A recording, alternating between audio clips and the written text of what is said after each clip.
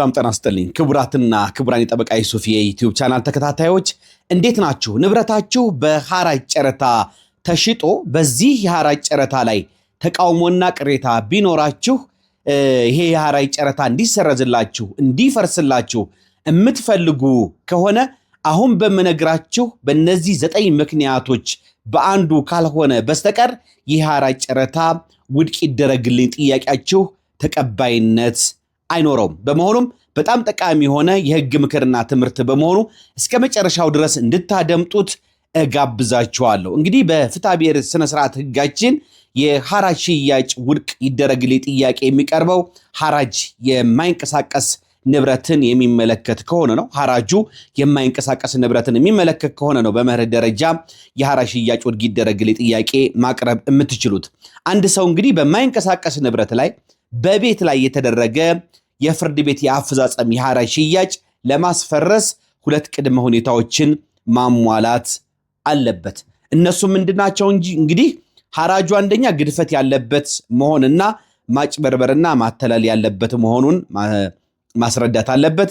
ሌላው የሐራጅ ሽያጭ ይፍረስልኝ የሚለው ሰው በዚህ በሐራጅ ሽያጩ ግድፈት ምክንያት የግድ ቀጥተኛ ጉዳት የደረሰበት መሆን አለበት። እነዚህ 2 መስፈርቶች መኖር አለባቸው። እንግዲህ የሐራጅ ሽያጭን ለማስፈረስ ህጉ በቂ ምክንያቶች ናቸው ብሎ የሚቀበላቸው 9 ምክንያቶች እነግራችኋለሁ ብያችኋለሁ። እነዚህ 9 ምክንያቶች ምንድናቸው? ለፍርድ ቤት ይህ የሐራጅ ሽያጭ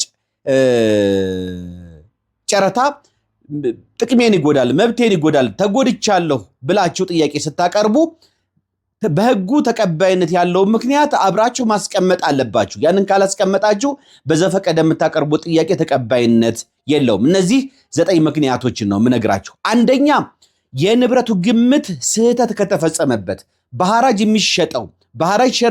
ጨረታ የሚሸጠው ንብረት የግምት ስህተት ከተፈጸመበት የሐራጅ ሽያጩ ወይም ሐራጁ እንዲሰረዝላችሁ እንዲፈርስላችሁ ውድቅ እንዲደረግላችሁ ጥያቄ ማቅረብ ትችላላችሁ።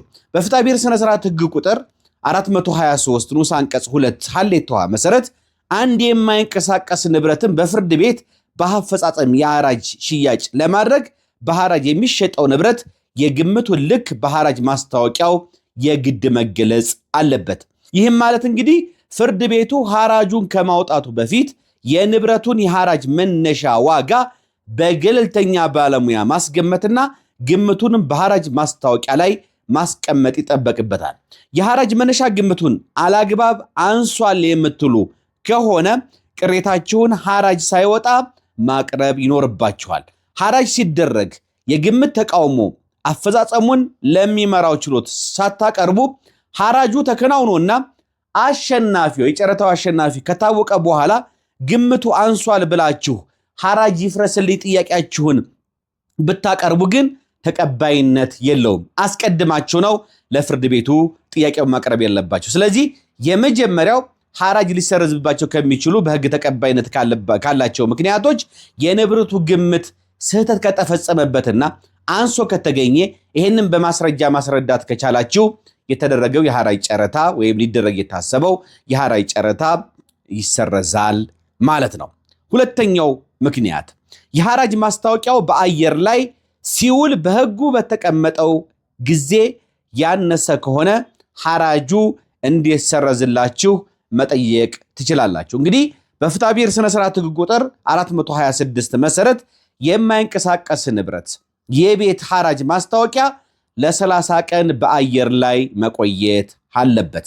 ሐራጅ ማስታወቂያው ለ30 ቀናት አለመቆየቱ የሐራጅ ሽያጩን ለማስፈረስ በቂ ምክንያት ነው። ይህንን ጉዳይን በተመለከተ እንግዲህ የፌዴራል ጠቅላይ ፍርድ ቤት ሰበር ሰሚ ችሎት በሰበር መዝገብ ቁጥር 165543 ሚያዝያ 30 ቀን 2011 በሰጠው አስገዳጅ የህግ ትርጉም ለ30 ቀናት በአየር ላይ አለመቆየቱና ከ30 ቀን ባነሰ ጊዜ ውስጥ የሐራጅ ጨረታው መከናወኑ ጨረታውን እንዲሰረዝ ለመጠየቅ በቂ ምክንያት ነው፣ ጨረታው ሊፈርስ ይገባል የሚል አስገዳጅ የህግ ትርጉም ሰጥቷል። ሁለተኛውን ነገርኳችሁ።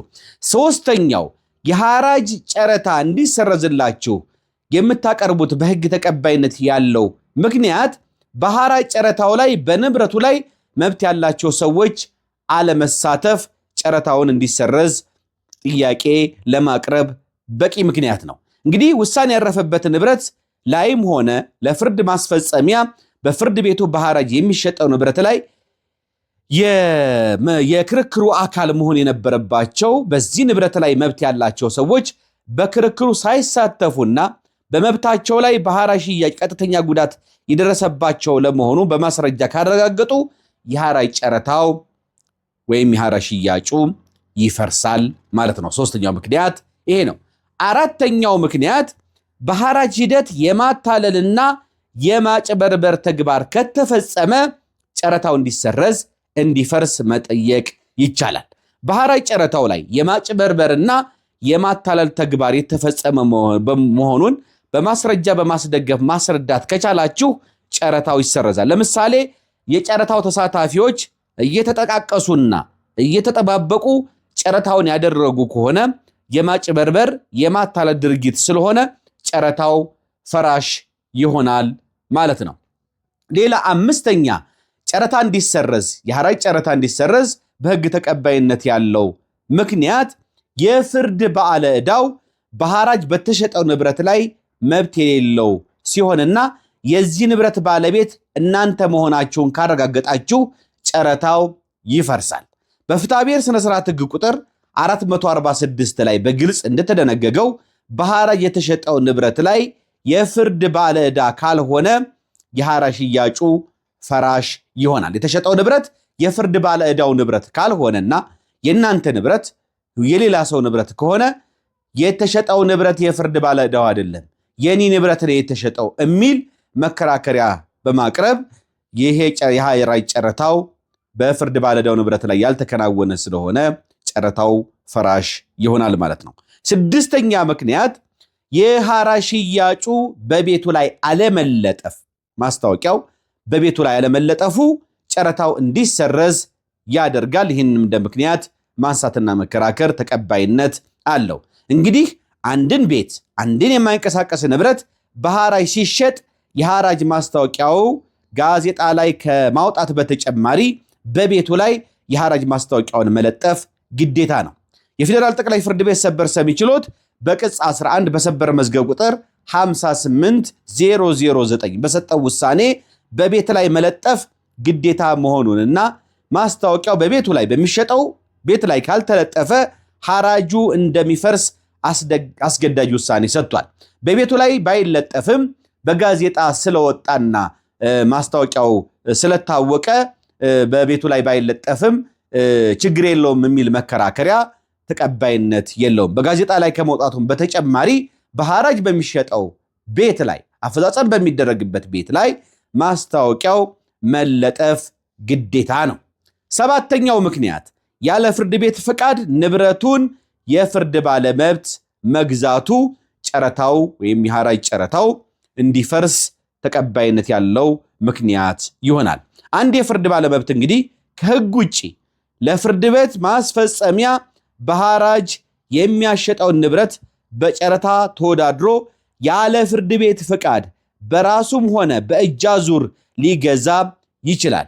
ይህ በሚሆንበት ጊዜ እንግዲህ ፍርድ ቤቱ ሽያጩ እንዲፈርስ በማድረግ ድጋሚ ጨረታ እንዲወጣ ተደርጎ ንብረቱ ይሸጣል ማለት ነው። ይህም በሕግ ተቀባይነት ያለው የጨረታ ማስፈረሻ ምክንያት ነው። አንዳንድ የፍርድ ባለመብቶች ምን ያደርጋሉ? ጨረታውን ራሳቸው ለፍርድ ቤት ሳያስፈቅዱ ጨረታውን ሊሳተፉ ይችላሉ። የፍርድ ባለመብት የሆነ ሰው ተከራካሪ የሆነ ሰው በጨረታው መሳተፍ ከፈለገ በፍትሐብሔር ስነ ስርዓት ሕጉ መሰረት ምን ማድረግ አለበት? ፍርድ ቤቱን አስፈቅዶ ነው በጨረታው መሳተፍ ያለበት። አልፎ አልፎ ግን ፍርድ ቤቱን ሳያስፈቅድ ጨረታውን ቀጥታ ሊሳተፍ ይችላል። እንደዚሁም ደግሞ በእጅ አዙር ጨረታውን ሊሳተፍ ይችላል። ይህ መሆኑ ከተረጋገጠ እንግዲህ ጨረታው እንዲፈርስ ጥያቄ ማቅረብ ትችላላችሁ ማለት ነው። ስምንተኛው ጨረታ እንዲሰረዝ የሐራጅ ጨረታ እንዲሰረዝ ጥያቄ ከምታቀርቡበትና በሕግ ተቀባይነት ካለው ምክንያት ስምንተኛው አስፈሪና ደህንነቱ ያልተጠበቀ የሐራጅ ሂደት ከነበረ ጨረታው እንዲሰረዝላችሁ ጥያቄ ማቅረብ ትችላላችሁ። ጥያቄያቸውም ተቀባይነት ይኖረዋል። በሐራጅ ለመሳተፍ የመጡ ሰዎች በጨረታ ያልተወዳደሩት በደህንነት ስጋትና በፍርሃት ከሆነ ሐራጁን ለማስፈረስ በቂ ምክንያት ለመሆኑ የፌዴራል ጠቅላይ ፍርድ ቤት ሰበር ሰሚ ችሎት በሰበር መዝገብ ቁጥር 22481 አስገዳጅ የህግ ትርጉም ሰጥቷል። ሌላ ዘጠነኛና የመጨረሻው ምክንያት የሐራጅ አሸናፊው በ15 ቀናት ውስጥ ሙሉ ገንዘቡን ያሸነፈበትን ሙሉ ገንዘቡን ካልከፈለ ሐራጁ እንዲፈርስ ይደረጋል። ጥያቄ ማቅረብም ትችላላችሁ።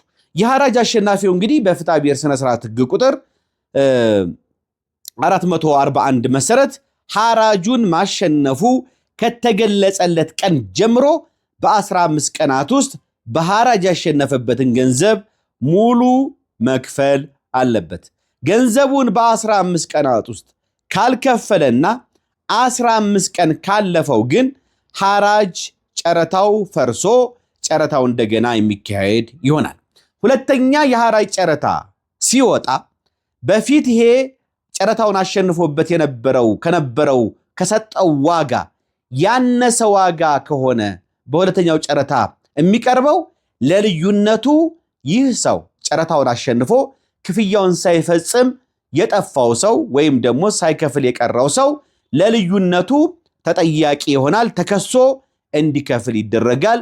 ያስያዘው 1/4ኛ ሲፒኦም ገቢ እንዲሆን ይደረጋል። ለምሳሌ ይህ ሰው አንድን ቤት በ20 ሚሊዮን ብር አሸንፎ በ15 ቀን ውስጥ ሳይከፍል ቢቀርና ጨረታውን መክፈሉን ገንዘቡና ንብረቱን መረከቡን ቢተወው ለሁለተኛ ጊዜ ይሄ ንብረት ሐራጅ ጨረታ ሲወጣበት በጨረታው በ15 ሚሊዮን ብር ቢያልቅና ቢጠናቀቅ የ5 ሚሊዮን ብር ቅናሽ ስላሳየ ለዚህ ለ5 ሚሊዮን ብሩ ዲፈረንስ ወይም ልዩነት ይህ ጨረታውን አሸንፎ ንብረቱን ሳይወስድ የቀረው ሰው ክፍያውን ሳይፈጽም የቀረው ሰው ተጠያቂ ይሆናል።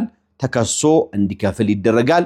በዚህ በኩል ህጉ ምንም ድርድር የለው። ምንም አይነት ማስተባበያ አቅሜ ሳይችል ቀርቶ ነው እንዲሆኝ ነው የሚሉ ምክንያቶች ተቀባይነት የላቸው። በመሆኑም እንግዲህ በእነዚህ 9 ምክንያቶች ጥቅማችሁን የሚጎዳ መብታችሁን የሚጎዳ የምትቃወሙት ቅር የተሰኛችሁበት የሐራጅ ጨረታ ሂደት ካለ በእነዚህ ምክንያቶች እንግዲህ ለፍርድ ቤቱ ጥያቄ ማቅረብና ማስፈረስ ትችላላችሁ ማለት ነው። እጅግ ጠቃሚ የሆነና የሚያግዛችሁ የሚረዳችሁ የህግ ትምህርትና የህግ መረጃ እንዳደረስኩ ይሰማኛል። አብሬያችሁ የነበርኩት የእናንተው ጠበቃና የህግ አማካሪ ሱፋ ከበረ የነበርኩኝ። መልካም ጊዜ እንዲሆንላችሁ እመኛለሁ። ባባይ